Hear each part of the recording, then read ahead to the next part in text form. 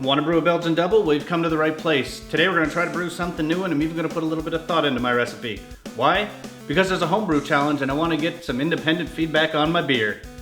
Let's get brewy. Party time brews. This song ain't no good, but we got nothing to lose.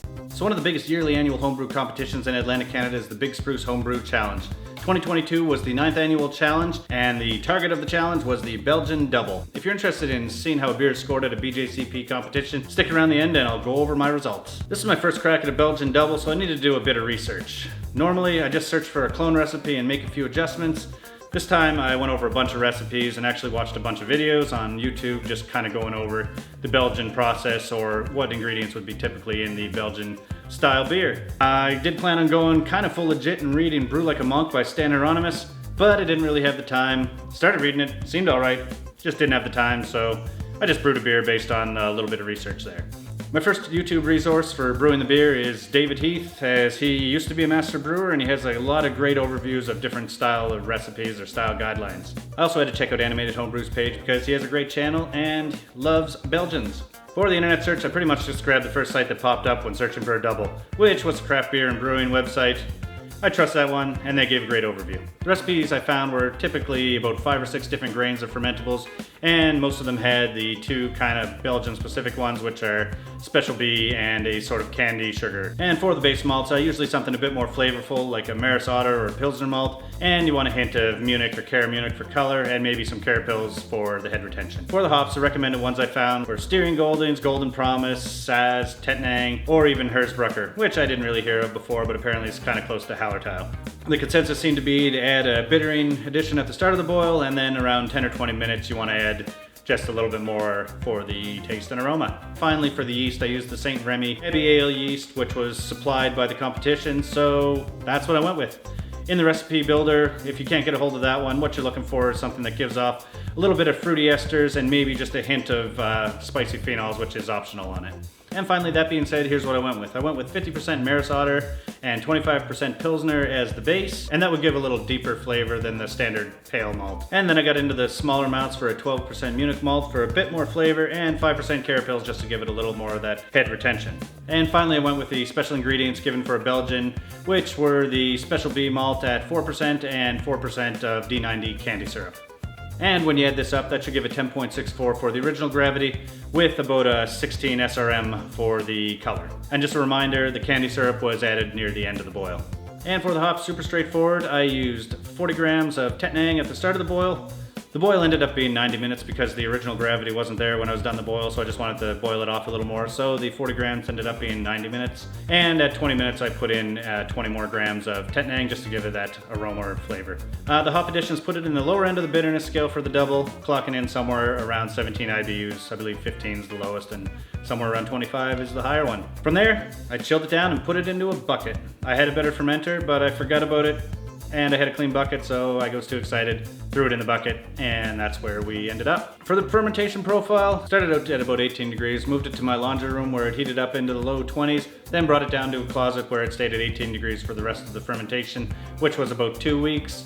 I had plans on using a heater mat to bring it up to 23 or 24 degrees near the end of the fermentation, just to hopefully get some more esters out of the flavor, but I didn't end up doing that, got lazy or forgot about it, and it came back to bite me in the end, which you'll see soon.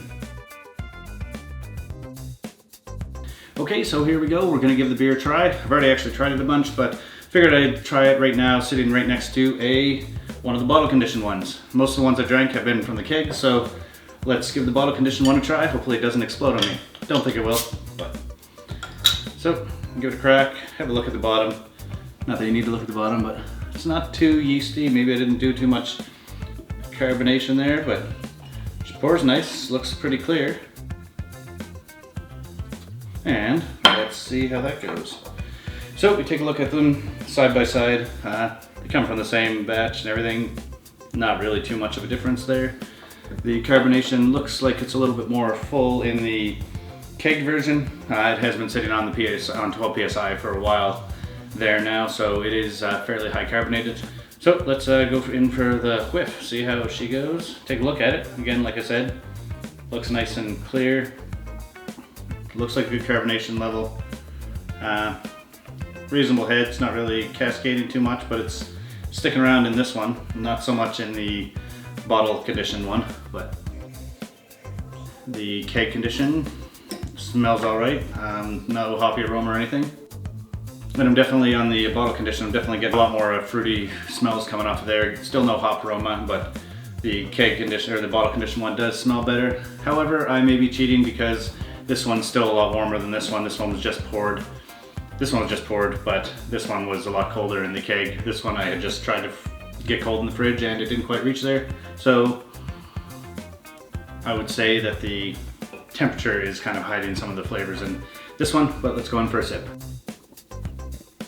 Not getting a ton of flavors, kind of maybe a little bit of fruitiness off the end of it, but yeah, nothing really stands out. But for this one, I got a little bit of the kind of sugary flavor at the end, maybe some sort of fruitiness, but not too crazy on the keg condition one. Let's go in for the bottle condition and the warmer and less carbonated. Now this one, the fruit taste is a lot more apparent in the bottle condition one. Again, I think it's because it's warmer, but fruit's there, smells good. This reminds me of a proper Belgian Dubbel, the keg condition one. Still a proper Belgian Dubbel, I just think this one's a lot colder and a lot more carbonated, and that's just hiding a lot of the flavors there. So here's what the temperature normally should be for a Belgian Dubbel. I probably didn't keep it there.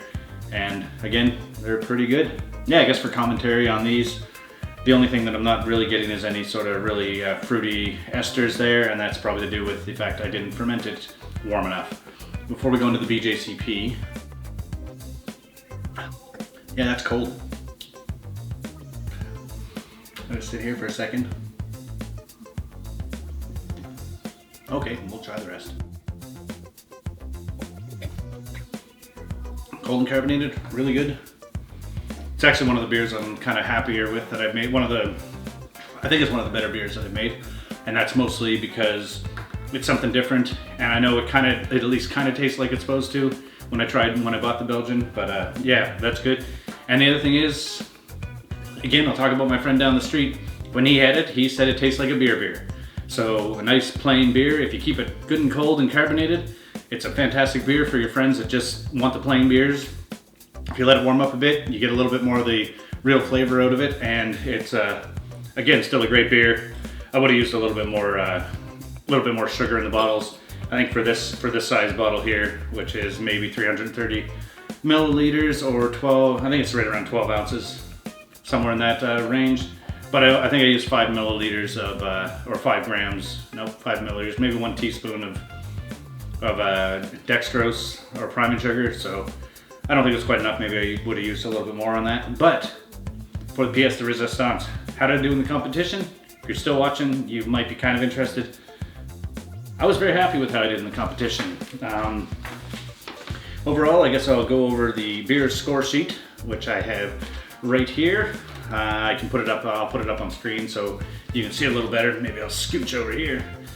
So, it's a Belgian Dubbel, category 26, subcategory B. I was entry number 17. For the BJCP, they do kind of 5 items when they're looking at a beer. You start with the aroma, go with the appearance, and then you dive into it with the flavor, and then the mouthfeel, and then you get the overall impression of kind of how the beer was. So without further ado, aroma, 8 out of 12. It had a sweet toasted malt aroma present, hints of chocolate, moderate low plum esters, no hop aroma, no spicy phenols present. And appearance, 3 out of 3.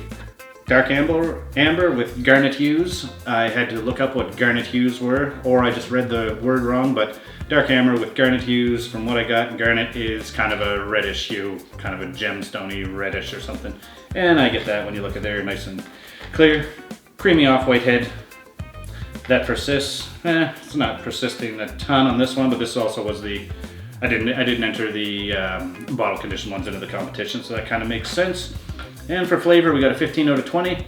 Balance towards toasted malt with caramel, hints of chocolate, medium hop bitterness with moderate spicy peppery phenols, moderate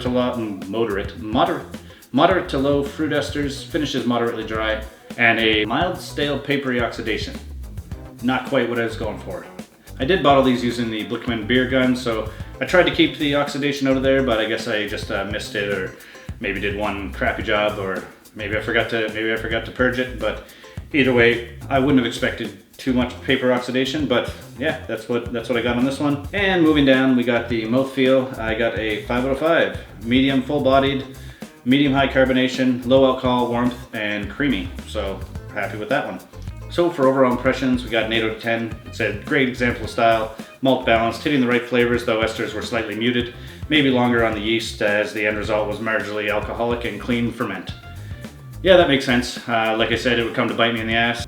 I knew that I fermented it a little bit on the cold side.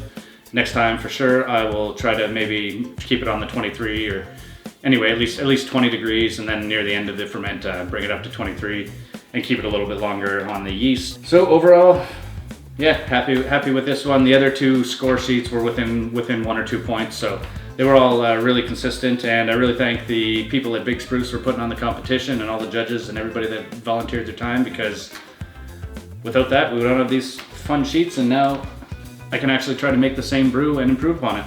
I think this may be the first beer that I brew exactly the same, other than just a slight tweak in the method that I use. So I'm not going to change anything next time I do the brew, ingredients wise, but I will try to change the method at which I'm fermenting. I'd like to thank you for watching. If you made it this far, you are awesome. Anyway, cheers. And if you want to see something not so serious and just a little bit more of what this channel hopefully has in store, I think this one's my prime piece. Check it out. Anyway,